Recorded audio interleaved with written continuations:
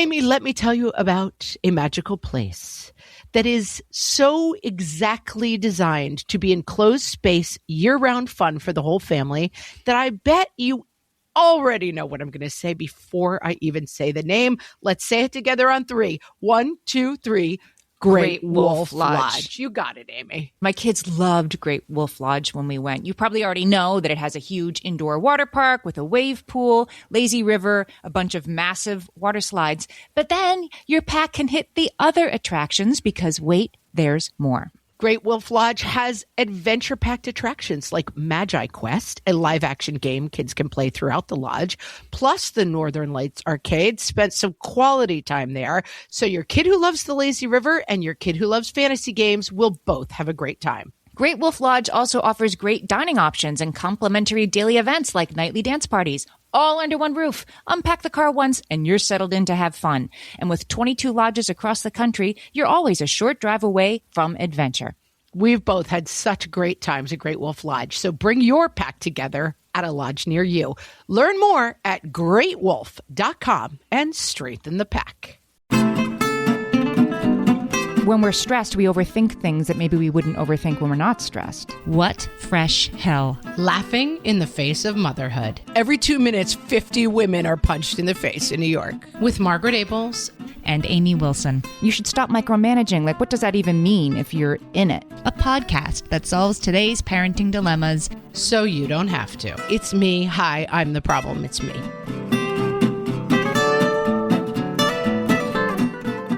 Hey, everybody. Welcome to What Fresh Hell, Laughing in the Face of Motherhood. This is Amy. And this is Margaret. And today we are talking about, am I helping or am I helicoptering? Oh, boy. I have feelings about this. I have feelings about the term helicopter parent. I think it's usually pretty gendered. I think it's over-applied. And yet I will say it's one of those things where you know it when you see it. I think that's probably right. And I think it's definitely it's your fault, Mom, for doing too much. Mom. Also, why did you leave your child unattended? I'm calling the police. Right. It's definitely like, pick a lane. Whatever you do is wrong. Let's just assume that, first of all.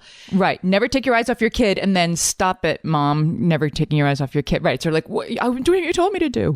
Yeah. And I think that this is something that has become extremely anecdotally true. Like kids today, they go to college and they call their mom to find out what to order for dinner. Kids today bring parents with them on job interviews. I mean, I'm not sure how much of the anecdote is true, basically. That being said, I think that there is a tremendous truth to the fact that we are all accidentally high information parents, whether we want to be or not. You don't have to go read 25 different parenting books. Every headline you see is, this mom has the secret to kids who sit quietly during dinner. And it's like someone has figured out something you haven't. And I think that the general anxiety that is caused by you have access to everything that is going on in the entire world all the time is very anxiety producing. And so that our ability to assess risk is fundamentally problematic, right? That this has been proven a million times in a million different ways that, it's people are scared of flying versus taking their car. And your statistical risk of being killed in a car is exponentially higher than dying in an airplane crash. But the idea of an airplane crashing is so frightening that you over-invest in the idea of that fear. Yes. Yes. Similarly, your ability to assess risk for your children, the most common example being stranger danger, stranger kidnapping, right? That like people, that everywhere you go, there's a million traffickers just waiting in every park and around every corner to grab children and make off with them, is a reality that we are extremely fearful of and is statistically insignificant. The people who tend to harm children are people who are close to our own home. It is very rarely a stranger. Can I give a recent example? It isn't even parenting related, but this is just a funny story. So the last time Margaret came to visit me in New York City, I forget what, we were just going out to dinner or something. And you said something about I'm a little worried I'm going to get punched in the face. And I said, what are you talking about? You're like, women are getting punched in the face in New York City. I'm like, what? And you were like, no, it's happening everywhere. I'm like, I live here and I don't know what you're talking about. But you're on TikTok and I'm not on TikTok, at least not very much. And so from your TikTok point of view, every time you open your phone, TikTok is showing you like, oh my gosh, you can hardly get to the corner in New York City without somebody stepping out and punching a woman in the face. And I was like, I don't think that's real. Every 2 minutes, 50 women are punched in the face in New York. Right. And the more you watch it. I think Bethany Frankel had gotten punched in the face. Oh my gosh. Well, who knows? That could be a lot of people. Which maybe was a Bethany Frankel thing. But yeah, no. And it's, to me, I laugh at the people who, relatives of mine from the South who are always like, I hope you don't ever go into New York City. You don't go, right? Like, please, if you have to go, like, take a taxi to your exact destination, because they literally picture it like there's an old movie called LA Story. Now, this is before everyone's time. It's not even an old deluxe alert. It's a gone from popular culture alert. Sarah Jessica Parker as like a little, like barely teeny bopper. Like she's like young Daffy. She plays Steve Martin's, like very young girlfriend. But there used to be freeway shootings were there's always a thing, right? It's like shark attacks in the summer and LA freeway shootings, people shooting at each other from their cars. And there's a scene in this movie, LA Story, where Steve Martin and maybe Sarah Jessica Parker, whoever he's with in the car, they're just driving down the freeway and like they're just have a gun out the window and they're just shooting at each other, like bullets flying everywhere on the highway. And I think that's how people picture New York. All of this to say that our input of anxiety-producing material is huge. Higher, bigger every day. Gives us an instinct to protect our children. And then it's like, your dumb kid is going to have to bring his mom to his job application, you loser. Mm-hmm. And that's not super fair. So, well, I do think, having done this podcast for such a long time, right? I mean, I can separate out the mom blaming thing from the impulse, taking it away from the threats of being punched in the face everywhere we go, and down to the like a 2-year-old who is struggling to get a, third block to go atop 2 blocks, like something like that in the micro. I do sometimes see parents out in the wild, like interfering, like rushing to fix something, rushing to put the straw in the juice box, whatever it is, in those little helping ways. And I do see that sometimes and think you need to let the kid struggle for a minute. You need to let the kid try to buckle their own car seat, even though it's such a pain in the tush, or try to put their own shoes on, even though you're already 3 minutes late to go somewhere. That it's that very micro helping. I do think that's something that you can look at for yourself and make sure sometimes you're letting your kid get at something by themselves, even if it'll take them longer. And I'm going to argue that there's a lot of macro stuff too. I think it's both. Amy, let me lay a little National Institute of Health on you, okay? So they have studied, because this is obviously like anecdotally based. This is what they say. Emerging evidence suggests that overprotective and controlling parenting, often referred to as quote, helicopter parenting, unquote, may have negative implications on the child's mental health, such as anxiety and depression. This is the theory of helicopter parenting. The majority of studies found a direct relationship between helicopter parenting and symptoms of anxiety and depression. However, there have been no longitudinal studies of sufficient quality to determine if helicopter parenting precedes the outcome of anxiety and depression. So, long-term studies have not been done. Helicopter parenting, and there's anxiety and depression in the kid, but they haven't proven that first comes the helicopter parenting and then comes the anxiety and depression. That's how I interpret that. Correct. That being said, I think for the purpose of the conversation, there are lots of studies, and I think that there's been a lot of writing on the fact that that this generation is suffering from a lot of, this generation meaning I would say kids today and up to 25, let's say, are struggling with anxiety and depression. And that in the oldie times, maybe people didn't acknowledge their anxiety and depression the same way. There's lots of factors, but that the anxiety and depression that is manifesting in kids today, according to therapists and psychiatrists, does seem to have an element of, it used to be, I feel like our generation, when people went to therapists, it was like, they had a presenting trauma, right? Like my parent was an alcoholic. I had the X or Y, like very specific problem kind of. And now it's a more diffuse kind of anxiety and depression that is a little bit like, I don't know kind of how to function in a scary world. Does that make sense? Yeah. And then there's the pandemic, right? Which caused, we all spent more time at home together. I think if there's any measurable failure to launch among high school and college aged kids right now, it's not because their mothers are annoying. It's because we all spent a lot more time together and they were away from peers during those formative years. And it is an anxiety producing time. And the anxiety of what was going on out in the world, coupled with the being taken away from your peers and being secluded, I think that causes anxiety and depression, but it's not because mom is annoying. We've lived through an anxiety producing time that brought us closer together with our nuclear families by design. Agree, but also want to push back a little bit, because I don't think the thesis has to be mom is annoying, but I do think there's a problem to get at here, which is an instinct to overparent that comes from a very valid place that we should be working against nonetheless.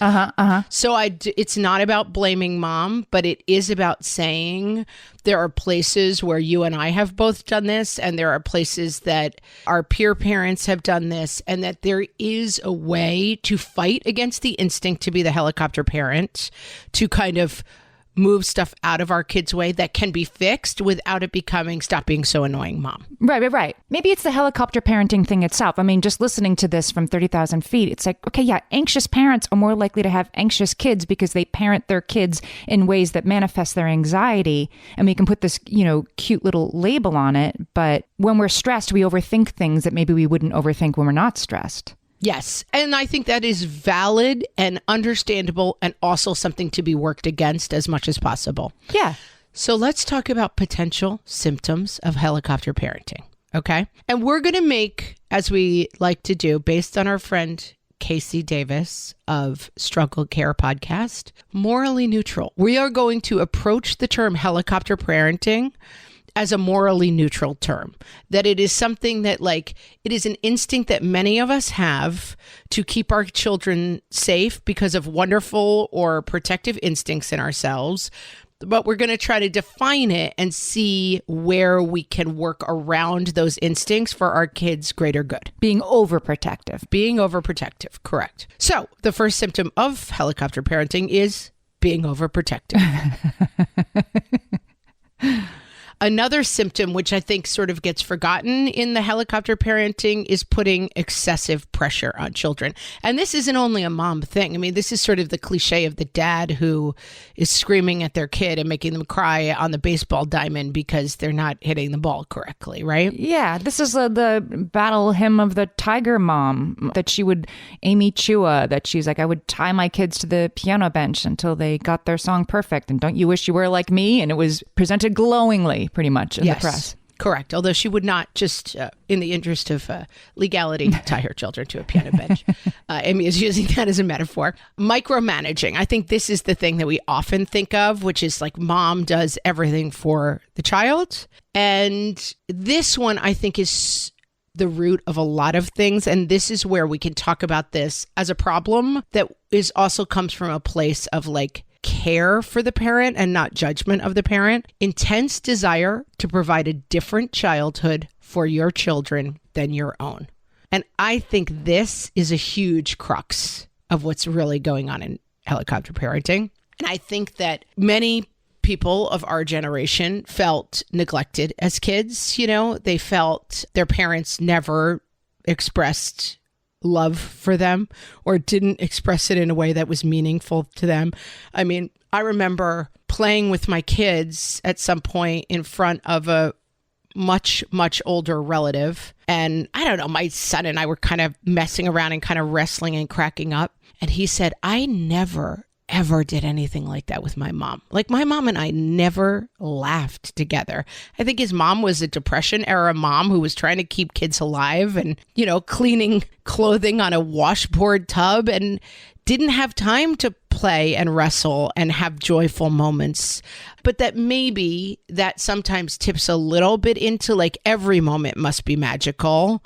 And I want to provide this kind of glowing, magical childhood that becomes problematic. Yeah, that makes sense. I have a thought on these symptoms of helicopter parenting. I want to bring it up after this. Hellions, it's time for some spring cleaning, and I don't just mean the coat closets. Doing your financial spring cleaning can actually be super easy when you let Monarch do your financial spring cleaning for you. One dashboard that gets your entire financial life organized. No more clutter, no more mess, no more logins scattered everywhere, just accounts, investments, property, and more, all in one place. Get your first year of Monarch for half off, just $50 with promo code FRESH. Monarch allows you to look not only at what you've already spent, but also to plan for the future. With Monarch, you can set savings goals, plan for big purchases, and notice spending trends before they become a problem. I can generate cash flow reports that show me what we spent this quarter, this month, what we're probably going to spend next month, and feel prepared, organized, and knowing how to plan for the future. No more surprises and a lot more clarity. Try Monarch. Use code FRESH at monarch.com to get your first year half off at just $50. That's 50% off your first year at monarch.com with code FRESH.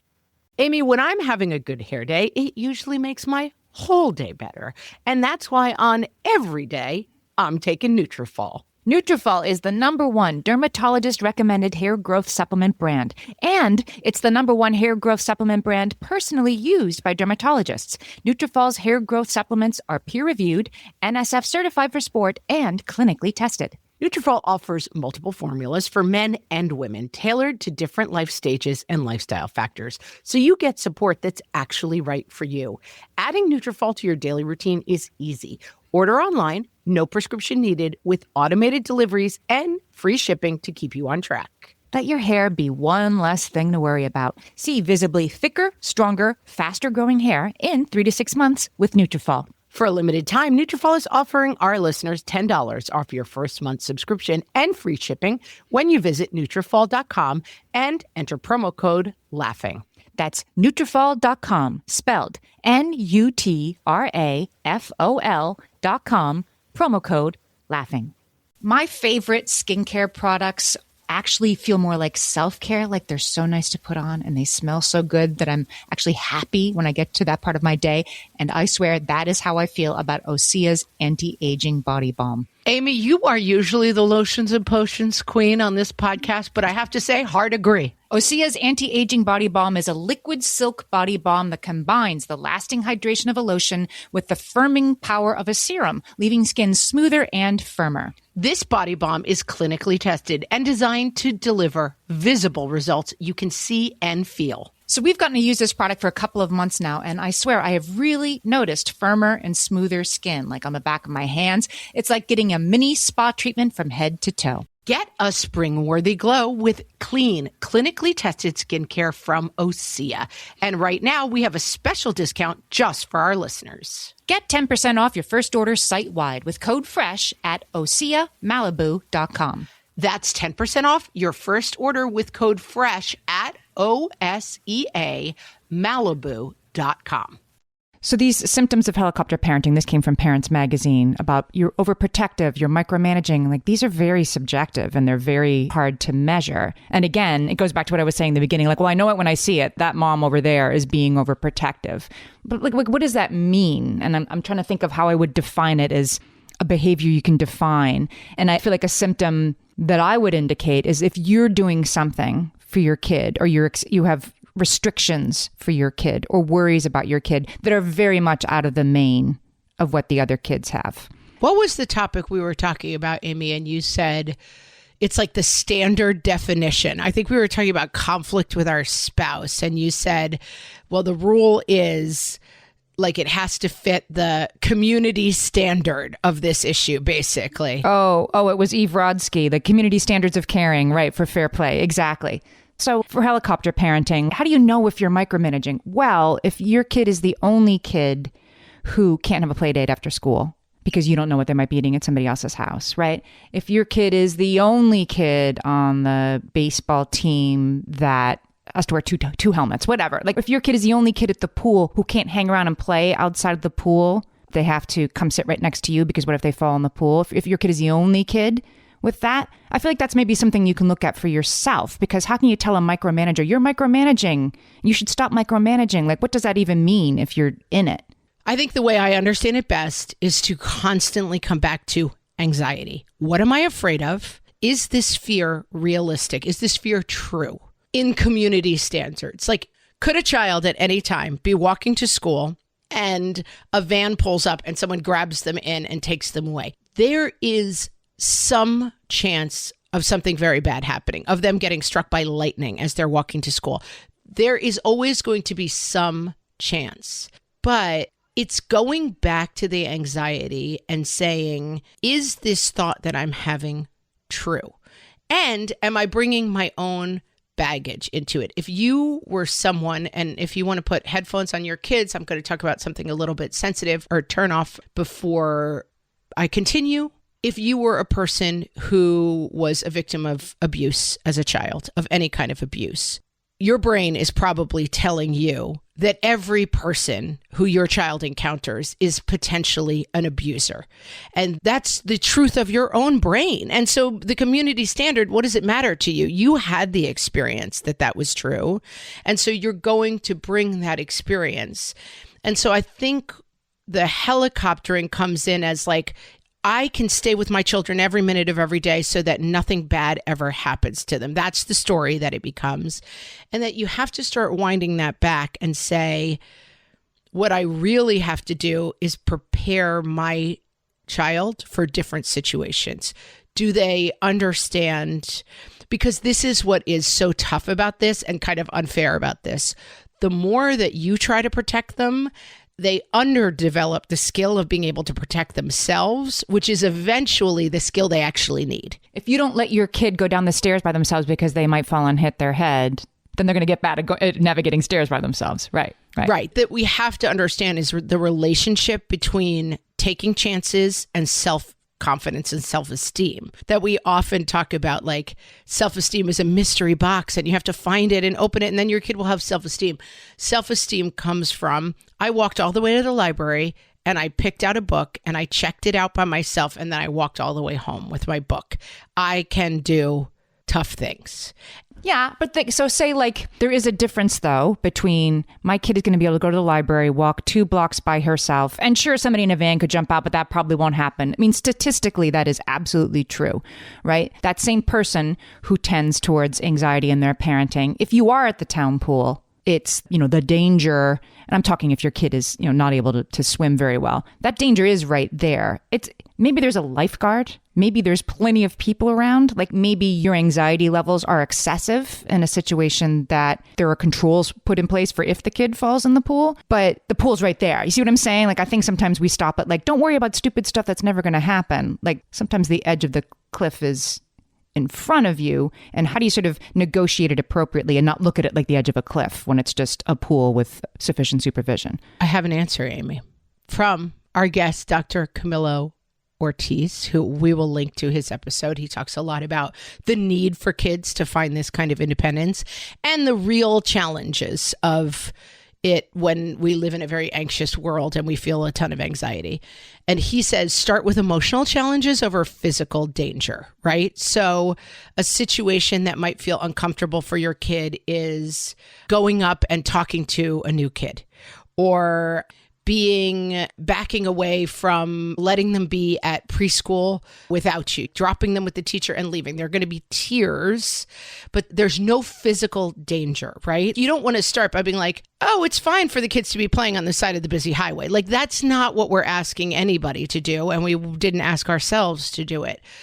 But I think so much of this work is examining the truth of the dangers.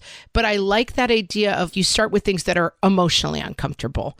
I'm not talking about emotional abuse or like just go up to the bully and let him punch you. No, but there are, I would say, talking for myself at ages and stages, middle school kids. You know what? Talk to your friends and see if you can work that out. Otherwise, stop playing with them for a week. Bring a book to school and read it during lunchtime. I'm not going to get on the phone and call the other 3 moms and figure it out. That is an emotionally uncomfortable situation that my child is wrestling with, but I am going to allow them to figure it out. Now, if it becomes something that's bullying and I think it's a bigger problem, like I will get involved and call the teacher and whatever. But I think that is a helpful guide as to how you can start doing this.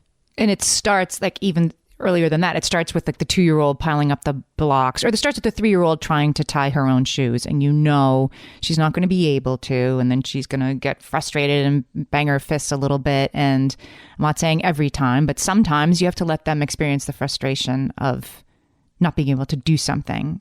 And then maybe eventually being able to do it. And maybe eventually they ask for help, but you don't step in immediately. That's the easiest way to start doing this. I think that's right. And just, we tend to put it in terms of let your children walk to school or let them get kidnapped. We have to take it way back from that place. This starts with active toys versus passive toys, right? Rather than toys that bing and boop and do everything for your child and like ate the cactus dances and repeats everything they say. Get them blocks, like let them. Active versus passive is a great test for some of these things, right? Like let them try it. Can they do it? And then for yourself, I think saying, look at how well you did with that. Like I'm proud of you for doing that. Listen, I had a kid who I really wasn't sure. The other kids were starting to walk from school to the library in elementary school. I had a kid who I was like, I'm not quite sure. And coordinating with their teacher. We literally were hiding in the bushes. Their teacher watched them walk like halfway. And I sat in my car unseen and watched every step of it and made sure that they were able to navigate the crossing guard across the busy street. Watched. You can do this at every stage. It doesn't have to be sink or swim. You can scaffold in a lot of the protections that make you feel better about things. And you can also have things that for yourself, like I know a lot of people do not feel comfortable with their children doing sleepovers at other people's houses for fear that something's going to go wrong at the sleepover and their kid maybe can't contact them. I think that's a fine choice. It's not a choice I made. I mean, I was pretty much fine with my kid going everywhere, but I think it's worth examining, like where could they sleep at grandma's house? Maybe that would be okay if grandma is, normal. Or could they sleep at your sibling's house? Looking for ways to have opportunities. We were just talking on another episode about traveling with other members of the family or letting other people caretake your kids. It shows your kids that it's okay to be without mom and dad.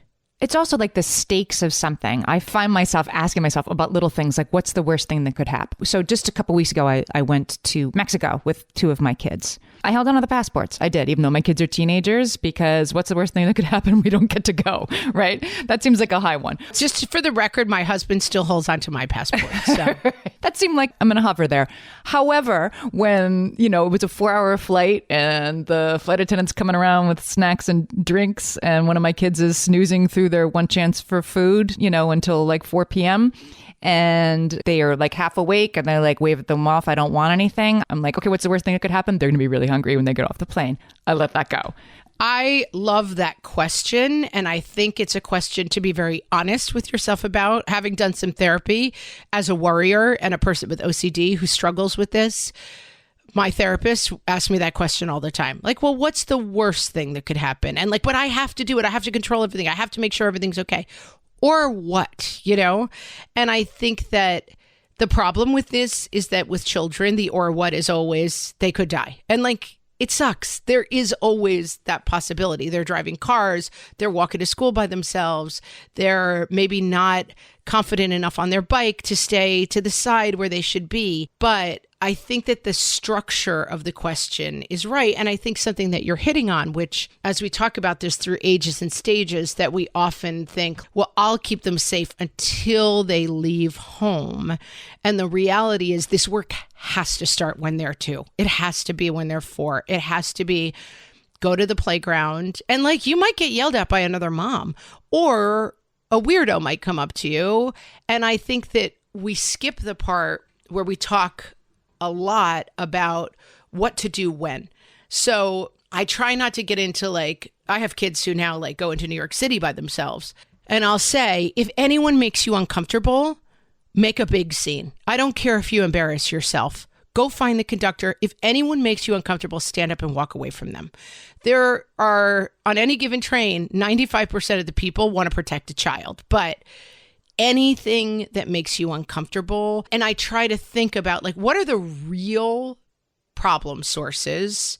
And if you get lost, find someone, you know, my number, ask another person and make a phone call. You know, don't go places with other people. You kind of walk them through the scenarios that could happen. And then they're ready to start dealing with it, as opposed to I can only function in this scenario if my mom is here. Yeah, that makes sense. There's a balance even then, right? You don't want your kid to be so hyper alert for the 36 bad things that could happen on the subway ride that now they're anxious about it. Yes. You're letting them and I go, think but you the don't way want to, you have that conversation is really important, that it be very kind of factual and like, hey, if you take the subway, here's the things that might go wrong. Like your phone doesn't work, you go to the woman in the booth. Someone is, you know, making a scene on the train. They're probably not going to bother you, but if they do, I bet the other people on the train will look out for you. You're a little. A weird person comes up and starts talking to you. Just say, I don't feel, you know, you kind of run through it in kind of a dry way, as opposed to maybe, oh my God. And then I think the tone of it probably makes a big difference there. Mm-hmm. I have another slightly controversial issue that I will discuss after this break, Amy. All my kids learned to swim when they were little. It was super important to me that they be confident and safe in the water. There was only one problem with that: taking them to swim lessons. I mean, the pools were freezing. There were always cranky adults doing laps right there. And it was definitely not, for any of us, what you would call fun. Amy, heard. But now there's Goldfish Swim School. Goldfish takes a really thoughtful approach to swim lessons, combining research-based teaching with a warm, kid-friendly environment that actually helps kids thrive in the water. Every detail at Goldfish is thoughtfully designed to create a golden experience, from shiver-free, warm indoor pools to comfy waiting areas for parents to professionally trained lifeguards on deck. Goldfish uses an approach called the science of swim play, which combines guided play with proven teaching techniques to help kids learn to swim, build water safety skills, and gain confidence, all at their own pace. Lessons are designed to meet kids exactly where they're at. If you've been thinking about swim lessons or just wondering where to start, this is a great opportunity. Right now, Goldfish Swim School is offering a waived membership plus your child's first lesson free at participating locations. Just visit goldfishswimschool.com/free to find a location near you and enroll using promo code FREE. That's goldfishswimschool.com/free, promo code FREE. At DSW, we ask the important questions, like, what shoes are you going to wear? Whether you're prepping for wedding season, festival season, or just planning the ultimate vacay, the right shoes can make or break an RSVP. So own the moment. You've got big plans, and we've got just the shoes. At the perfect price, of course. Get ready to get ready with Designer Shoe Warehouse. Head to your DSW store or dsw.com today and let us surprise you. And now, your guide to parenting styles. From the What Fresh Hell podcast. The Helicopter Parent. I want you to text me when you get in the car and from the backseat of the car, and also when you get out of the car, and also just FaceTime me in between the time you get into the car and out of the car. The Tiger Mom. Well, I guess you think 6 hours of practice at the lute is sufficient. How disappointing. The mom with too many children. Morgan, Mommy will be there in a minute. Tobias! Biting is a no-no. Julia, no more snacks. All right, all 6 of you, get in the Sprinter van. This park trip is over. The mom with not enough kids. So we started preschool one morning a week. I miss him so much when he's gone. I don't even leave after drop off. I just pull around to a back parking spot where I can see into his classroom and I just watch him all day long. It's amazing. I saw an article on it, Mom. You should never let your children read while sitting backwards in a moving vehicle. It can wreck their entire vestibular system for life. I saw an article on it. The trying too hard, Mom. Soccer snack time. I've rendered each of your jersey numbers in edible glitter on the cupcake, so please be careful to take only your own. Yes, they are fully organic. The not trying hard enough, Mom. Have any of you guys seen Brendan? Anyone? This has been your guide to parenting styles. From the What Fresh Hell podcast. Okay, I'm coming in a little hot, and I don't mean this as a criticism. And by the way, it's me. Hi, I'm the problem. It's me. Okay. I do think, and I really saw this in my children's elementary school experience, that being a parent used to be a little bit of like, it's something you kind of have to do. You raise them, they work on the farm eventually. Now, being a parent has become a huge part of our identity. To the degree that social media is involved, it can be a little bit performative. And I do think that for some people who felt, I think rightfully so, and I'm not talking about myself, underappreciated as children and kind of underloved as children, that we have set our caps a little bit towards providing a constantly magical childhood for our kids, and that the ability to talk about our children on social media and such, the tone of parenting has become a little bit, and I get it and I do it. Like, look at my kid and the magic of them. And, I will see like the Instagram post that's like, a cute kid making like a strong pose. And it's like, this magical creature rises every day to write her name on the world. And it's like, I love it. I love the enthusiasm. But I do think that we're maybe overcompensating a little bit in the like, you are unique and magical, which you are to us. But there is a world out there waiting for you where you are going to probably have to get a secretarial job at some point.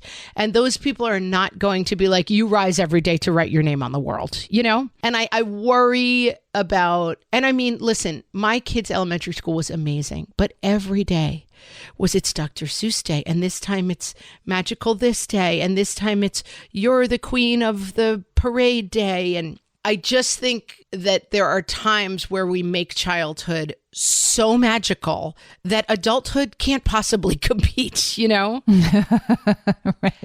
I think that I have said before, we had a terrible event that happened in my children's school, and I think it was devastating to everyone, and it was shocking, but they were young. And I do think, I have to be careful how I say it, because obviously you don't want terrible things to happen to your children. But man, it did kind of give them the experience of like wildly terrible things that we have no control over happen.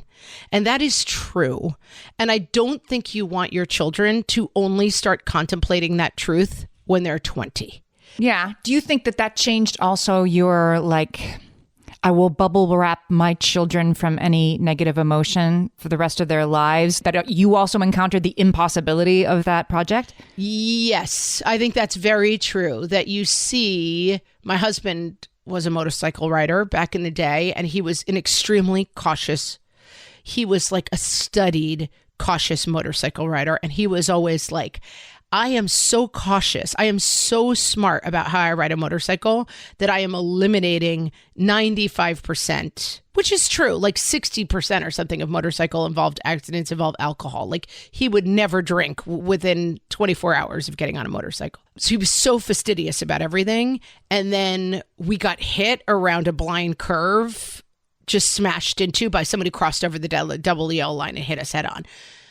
And I think it gives you that feeling of like, oh, everything you're trying to control is out of your control, And I think that the info system and COVID and, I remember scrolling those charts every night and I can research enough. And the fundamental problem is that life is out of your control and that the only thing you can control is yourself. And so the gift I think we're trying to give our kids is the self-confidence to know that bad things will happen and you will figure them out. And that's why we don't want to overhelp them with everything. We want them to see that they can overcome trials, because what I think the snowplow helicopter metaphor is trying to get at is the instinct to push all problems away from your children. It kind of backfires because then they feel more anxious. Sometimes I think it might be useful, just trying to think of like a takeaway, to check yourself with whether it's your parenting partner or a friend, really tell you the truth. Like, am I overthinking this? And be ready to hear the real answer. My kid recently had a detail on a report card that I thought was really missing the mark and pretty unfair. And like, do I do something or am I helicoptering? Do I invent, and I was in that, like, am I a bad person if I don't say something? Am I a worse person if I do something? And so I checked it. I checked it with some people and before I made my decision and got the sort of same answer. It doesn't matter what the answer was, but I got the same answer from everybody. And then I felt like, okay, I'm doing the right thing here.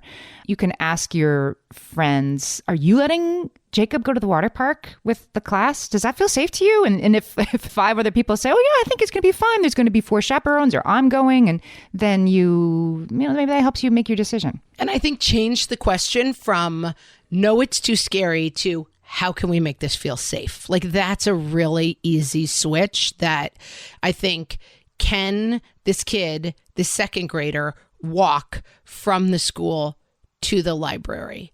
What makes that feel safe? I'm going to follow him at a distance like a lunatic for 3 days and make sure that I can see that they cross correctly, blah, blah, blah, blah. Can my child go to the park unattended? I feel uncomfortable because they're alone. I would feel comfortable if there were 4 kids there. So let's get a group together and let them play. Or we're just going to every day sit farther away from the kids. We can see them, but we're farther away. We're doing a water park outing this very week. We get a spot. Does everyone know how to find us? Someone has to be with the littlest kid the whole time. If anything happens, come right back here to us. And it's like you develop, when you feel that feeling of anxiety. I feel uncomfortable with my kid going to sleepovers. Maybe they could do it at grandma's house. Maybe if they had a phone with them or a watch with them. Now, some people will say phones, keep them away from the kids. Whatever it is. I am worried about my kid going to this party. I'm going to develop a safe word and a code so that if they feel unsafe, this is what they're going to call and say, hey, Mom, I'm tired. Boom, I will be there to pick you up. No questions asked. And I think when we switch the conversation from, I'm anxious, so this has to not happen, to how do we together face the problem of this and overcome it, that's 90% of the battle. And that example you were just using with the older kids, there's a big difference between, you can send me, you can text me 1, 2, 3, 4, and then I'll do the whole thing where I call you and say, you have to come home right now. You're in big trouble. And we all know that I'm picking you up. There's a big difference between you're putting the scaffolding in place where they can take agency to get themselves out of a situation they shouldn't be in, then I'm going to call or text you every 15 minutes and you better pick up. Absolutely. And I want to say before we close that there are positives to helicopter parenting. Like, kids feel very loved. They feel very invested in by their parents. And that is foundational stuff that is very, very good for kids. They feel that someone's looking out for them, and that does build a sense of connection, which is extremely important. It's just watching all of those moments where it tips over into, I am being taught, your kids are learning the lessons and sometimes you're not sure you're teaching it to them. I am being taught that I am not strong enough to do things by myself, that someone else has to do them for me.